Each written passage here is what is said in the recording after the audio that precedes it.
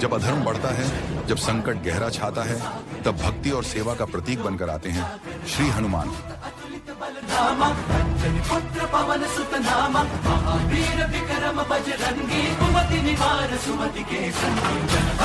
लंका का युद्ध अपने चरम पर था।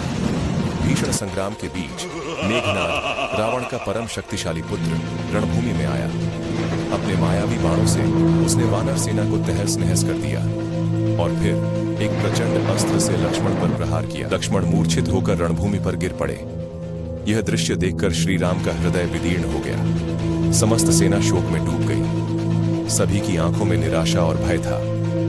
वैद्य सुषेण ने गंभीर स्वर में कहा, प्रभु, लक्ष्मण की रक्षा तभी संभव है यदि हिमालय से दुर्लभ संजीवनी बूटी लाई जाए, परंतु समय बहुत कम है।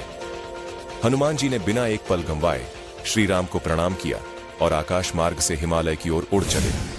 उनकी गति इतनी तीव्र थी कि वायु भी थम सी गई थी। वे पर्वतों, नदियों और नगरों को पार करते हुए सीधे हिमालय पहुंच गए। पर वहां समस्या खड़ी हो गई। संजीवनी बूटी अनेकों औषधियों के बीच छिपी थी। समय कम था। बिना विचलित हुए हनुमान ने निश्चय किया, जब पहचान न सको तो संपूर्ण धरोहर को उठा लाओ। और फिर अपने अद्भुत पराक्रम से उन्होंने पूरा पर्वत उखाड़ दिया। पर्वत उठाए उड़ते हुए वे वापस लंका की ओर लौटे। रास्ते में राक्षसों ने रोकने का प्रयास किया, पर वीर हनुमान के सामने किसी की शक्ति नहीं थी। वे गर्जना करते हुए युद्धभूमि में पहुंचे। वैद्य सुषेण ने संजीवनी बूटी निकाली और लक्ष्मण के नासिका में सूंघाई।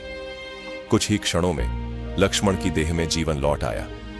समस्त वानर सेना ने जयकारे लगाए। राम जी की आंखों से आंसू बह निकले।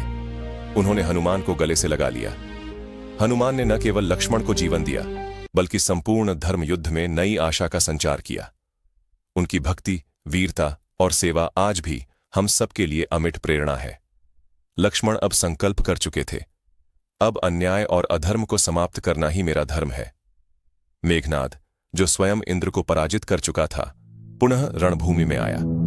उसने मायावी शक्तियों से आकाश को अंधकारमय कर दिया, परंतु लक्ष्मण ने दिव्य दृष्टि से उसकी समस्त माया भेद डाली। बाणों की वर्षा होने लगी, आकाश में आग बरसने लगी। मेघनाद ने ब्रह्मास्त्र चलाया, जिसे लक्ष्मण ने निष्क्रिय कर दिया। राक्षसों की सेना त्राही त्राही करने लगी। मेघनाद अब अपने अंतिम अस्त्र की ओर बढ़ा। वह युद्ध भूमि से हटकर एक यज्ञ कर रहा था, जिससे उसे अमृतत्व मिल सकता था।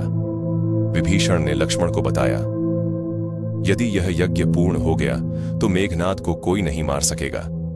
अभी उसे रोकना आवश्यक है। लक्ष्मण ने तत्काल उस यज्ञ मंडप को विध्वंस कर दिया। मेघनाद क्रोधित होकर सीधे युद्ध भूमि में आ गया। अब आरंभ हुआ महायुद्ध। लक्ष्मण और मेघनाद आमने सामने थे।